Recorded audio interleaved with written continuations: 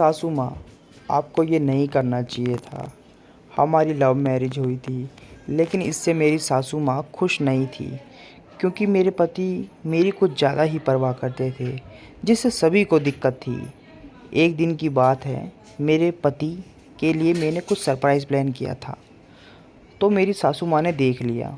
उन्होंने जो मैं केक लेके आई थी उसको फ्रिज से निकाल कर उल्टा कर दिया। इस बात का मुझे पता नहीं था। मैंने जैसे ही मेरे पति आए, मैंने उनको सरप्राइज़ देने के लिए केक निकाला, तो दोस्तों मैं क्या देखती हूँ कि वो केक उल्टा पड़ा था। मुझे समझ में नहीं आया आखिर ये हुआ कैसे। अब मैं मन ही मन डर रही थी। मैंने मेरे पति की तरफ देखा, तो मुझे लगा वो शायद मन ही मन ऐसा कह रहे हैं, कोई बात नहीं, जो हुआ भूल जाओ उसको। मैं तुम्हारे सरप्राइज़ से बहुत खुश हूँ। लेकिन दोस्तों, ये मेरी खुशी पल भर की भी नहीं थी। आपको मैं बताती हूँ, ये सरप्राइज़ मैंने क्यों दिया। ये सरप्राइज़ मैंने इसलिए दिया क्योंकि मैं माँ बनने वाली थी, लेकिन ये सब पानी में मिल गया। खैर कोई बात नहीं।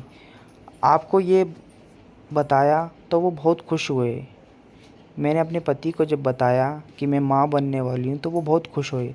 तभी मेरी सास को पता लगा, तो वो मुँह फुलाकर चली गई और मैं उन्हें देखती ही रही। दिन बीतते गए। एक दिन की बात है, जब मुझे 7वां महीना शुरू ही हुआ था, तो मेरे पति को मैंने कहा, अब मुझसे काम नहीं होता, मेरे बहुत दर्द होता है। दोस्तों, मैं बहुत पतली थी और मेरे पेट में ज़्यादा वज़न होने की वजह से मैं झुक नहीं पाती थी, लेकिन मेरी सास बैठी रहती थी, सारा काम मुझसे करवाती थी। मैं किस मुँह से कह पाती अपने पति को कि मम्मी समझती ही नहीं है। मैंने ऐसा क्या किया था जो ये मेरे साथ जानवर जैसा बर्ताव करती है। एक दिन मेरी सास को मैंने कहा, मम्मी 4थी मंजिल तक मुझसे नहीं पानी उठाया जाएगा, लेकिन वो नहीं मानी। बोलती, नाटक मत कर, बच्चे हमने ही पैदा किए। तभी मेरी टांगों से ब्लड आने लगा। जब उन्हें ये देखा तो कुछ नहीं बोली, फिर भी मैंने पानी रखा। उन्होंने कहा, ये बात मेरे बेटे को मत बताना, वो ड्यूटी से आएगा तो खामा में टेंशन लेगा। लेकिन मैंने भी उनको नहीं बताया, क्यों मैं उनको बेफालतू में टेंशन दूँ। मैं मन ही मन सोचती रही, आज मेरी माँ यहाँ होती तो कुछ बात ही और होती। खैर कोई नहीं। फिर मेरी डिलीवरी का समय आता है। मेरे पति ने कहा, डिलीवरी प्राइवेट हॉस्पिटल में ही होगी। मेरी सासू माँ ने कहा, डिलीवरी मैं घर पर ही करवा दूँगी, क्योंकि मेरी सासू माँ की एक दोस्त थी जो दाई का काम किया करती थी।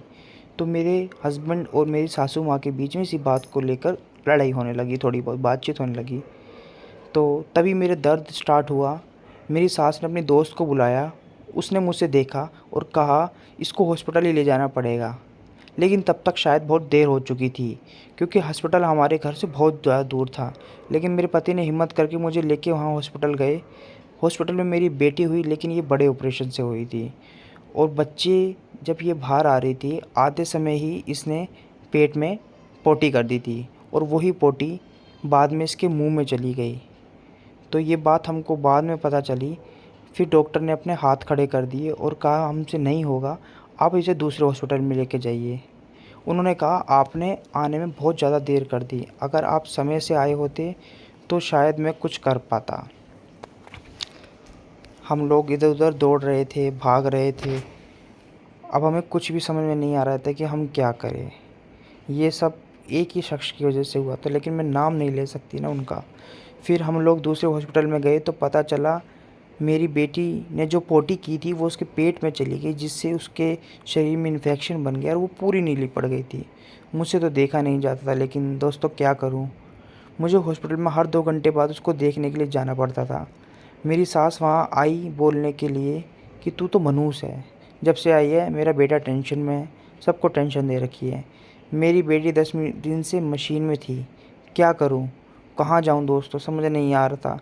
तभी मशीन में कुछ गड़बड़ी हुई, सारे डॉक्टर मशीन की तरफ दौड़ते हुए भागे, लेकिन मुझे पास नहीं जाने दिया।